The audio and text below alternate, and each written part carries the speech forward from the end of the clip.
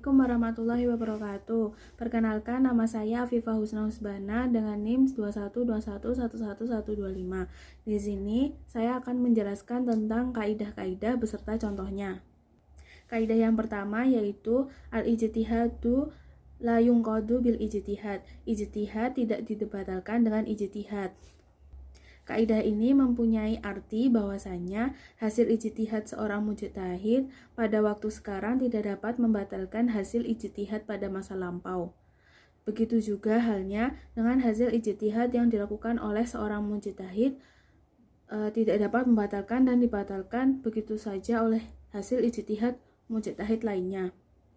Adapun contoh dari kaidah ini adalah seseorang sembahyang dengan menghadap suatu arah yang dianggap kiblat, kemudian pada waktu masuk sembahyang berikutnya ia berubah anggapan tentang kiblat, maka dia harus menghadap arah yang dianggapnya kiblat dan tidak wajib untuk mengqadha sembahyang yang pertama. Untuk contoh pengecualiannya adalah perubahan yang dilakukan oleh imam berdasarkan kemaslahatan. Yang kedua ada masalah qismatul ijbar. Yang ketiga ada masalah kharij dan dakhil. Untuk kaidah selanjutnya ada idza ijtama'al halalu wal haramu gulibal haram. Apabila sesuatu yang halal berkumpul dengan yang haram, maka yang menang adalah yang haram. Kaidah ini mengandung dua hukum, yaitu hukum halal dan hukum haram.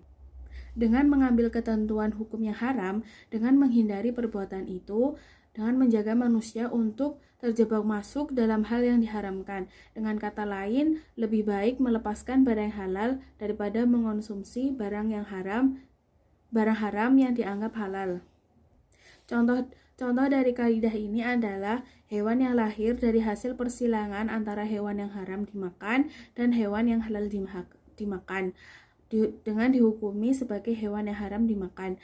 Hal ini karena sisi keharaman harus lebih dikedepankan daripada sisi kehalalan.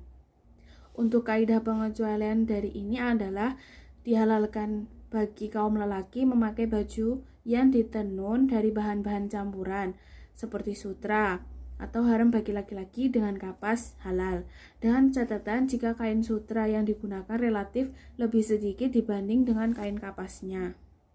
Untuk kaidah selanjutnya yaitu al-itharu bil qurbi mahruhu wa fi ghairiha mahbub.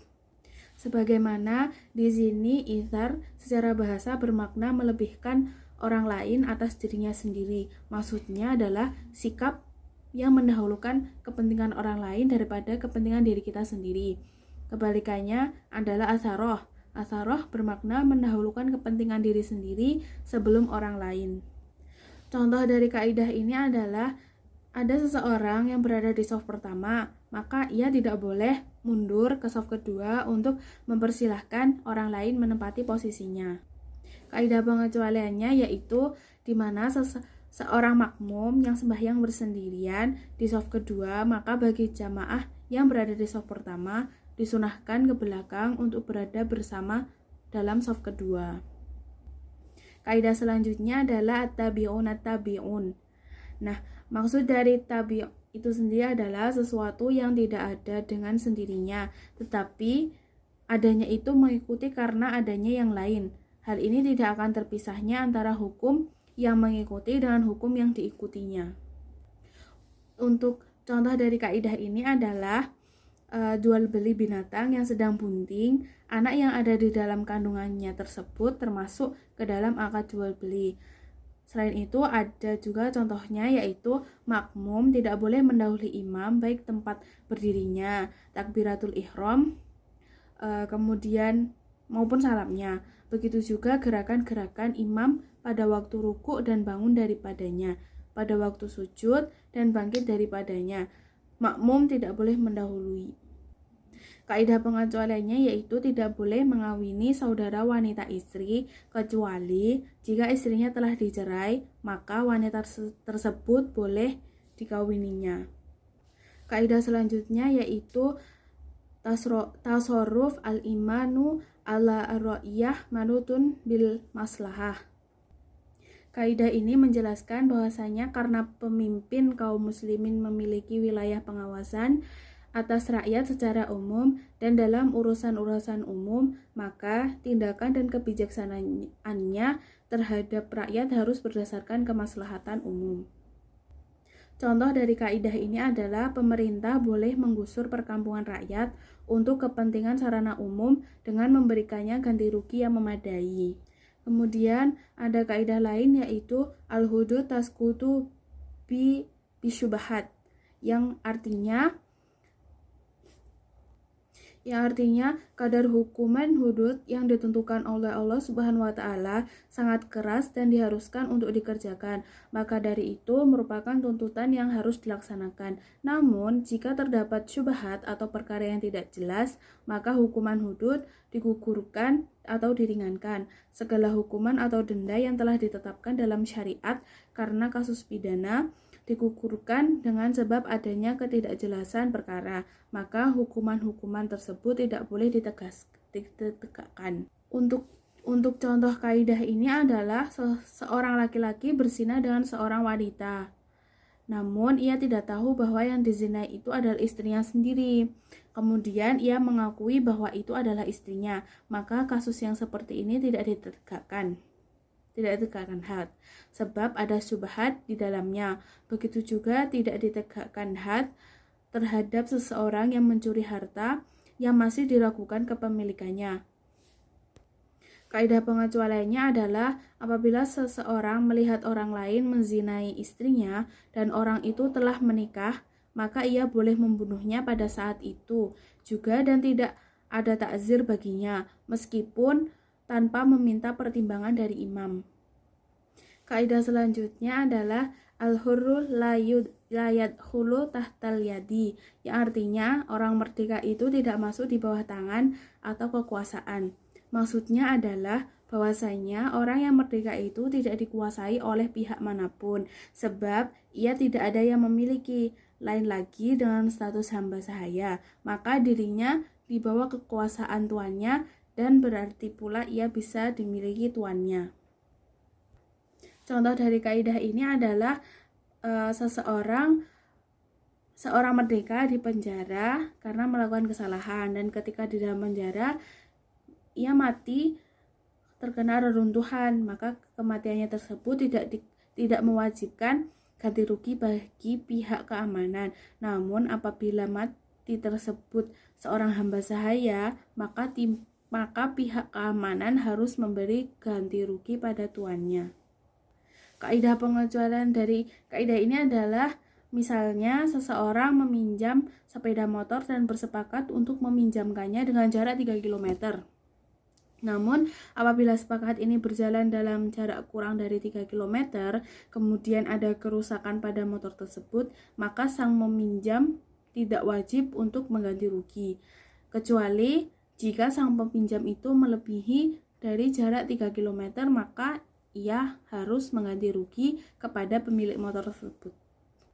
Kaidah selanjutnya yaitu al-harimu lahu hukmu ma huwa harimun lahu, yang artinya yang mengelilingi larangan hukumnya sama dengan yang dikelilingi. Contoh pengecualiannya yaitu seperti sesuatu yang memabukkan, misalnya minuman beralkohol, maka diharamkan menjual, membeli, membawa. Menjadi haram karena menempel pada sesuatu yang haram.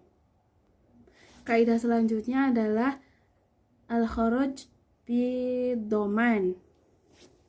Ya, al-kharaj tersebut ialah segala sesuatu yang keluar dari sesuatu, baik berupa pekerjaan, manfaat maupun benda-benda seperti buah dari pohon, susu dari kambing, dan sebagainya. Contohnya adalah seekor binatang dikembalikan oleh pembelinya dengan alasan cacat.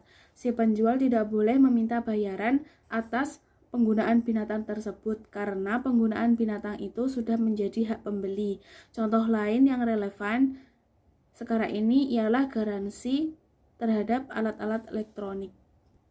Kaidah selanjutnya yaitu al-khuruj min al-khilaf mustahab, yang secara bahasa yaitu kaidah ini terdiri dari dua kata yaitu al-khuruj dan al-khilaf.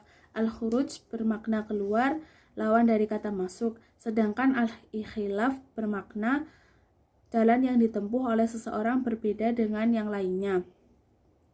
Khilaf dapat mengambil bentuk khilaf tandawu, adalah perbedaan-perbedaan yang tidak saling mengingkari. Untuk contoh kaidah ini adalah mengutamakan menggosok anggota wudhu meratakan dalam mengusap kepala, meninggalkan sholat ada di belakang orang yang sholat qodok, dan sebaliknya melakukan sholat qosor dalam bepergian yang berjarak 3 marhalah dan meninggalkan qosor dalam jarak yang kurang dari sebagiannya. Kaidah pengecualian dari dua kaidah yang tadi adalah buang hajat menghadap kiblat, orang yang selalu dalam keadaan safar sebagaimana pelaut. Dalam persoalan ibadah, kita tidak ada hak untuk merevisi, memodifikasi, atau bahkan menciptakan model baru bagi pelaksanaan suatu ibadah. Aktivitas perempuan yang cenderung dibatasi di rumah sehingga perempuan tidak boleh keluar rumah tanpa mahramnya. Dan jika yang dijual barang curian, maka hasil barang curian tersebut bukan haknya. Selanjutnya ada kaidah, yaitu apabila ada dua ibadah yang satu jenis berkumpul, maka dengan mengerjakan salah satunya sudah mencukupi untuk keduanya apabila maksudnya sama. Kaidah ini sangat penting untuk kita ketahui karena dengan kaidah ini kita bisa meringankan amalan-amalan ibadah yang tujuannya sama dari satu jenis. Contohnya adalah melaksanakan sholat qobliyah subuh, kemudian sholat sunnah wudhu, kemudian ada sholat tahiyatul masjid. Ini semua jenisnya sholat, waktunya sama, kemudian tujuannya pun sama, yaitu memanfaatkan waktu untuk sholat. Maka apabila berkumpul dalam satu waktu jenisnya sama, maka kita boleh sholat 2 rakaat saja dengan 3 niat ini. Adapun contoh dari cukup dengan mengerjakan satu ibadah, maka ibadah yang lain gugur tanpa diniatkan. Yaitu contohnya jika seseorang masuk masjid saat iqomah sudah dikumandangkan, maka gugur baginya tahiyatul masjid jika ia mengerjakan sholat berjamaah. Kemudian untuk kaidah pengecualiannya, yaitu apabila seseorang bangun dari tidur malam dan ingin berwudu, maka ketika itu terkumpul padanya 2 tuntutan ibadah, yaitu kewajiban mencuci kedua tangan 3 kali sebelum memasukkannya ke bejana dan sunnah mencuci tangan 3 kali ketika awal wudu. Dalam hal ini cukup baginya mencuci kedua tangan 3 kali dengan niat mencuci yang wajib dan tercakup di dalamnya yang sunnah, karena ibadah yang kecil tercakup dalam ibadah yang besar. Kemudian kaidah yang terakhir adalah mengamalkan maksud suatu kalimat lebih utama dari menyia-nyiakannya. Pengertiannya adalah memfungsikan sebuah ucapan dengan cara memberikan hukum yang sesuai dengan konsekuensi bahasanya. Contoh kaidahnya adalah seseorang mewasiatkan 2 kendangnya, yang satu digunakan untuk hal-hal maksiat dan yang satunya untuk hal-hal yang halal. Maka yang dilaksanakan adalah kendang yang digunakan untuk hal-hal yang halal. Kaidah pengecualiannya yang pertama adalah ketentuan dasar sebuah ucapan adalah diarahkan pada makna hakikinya.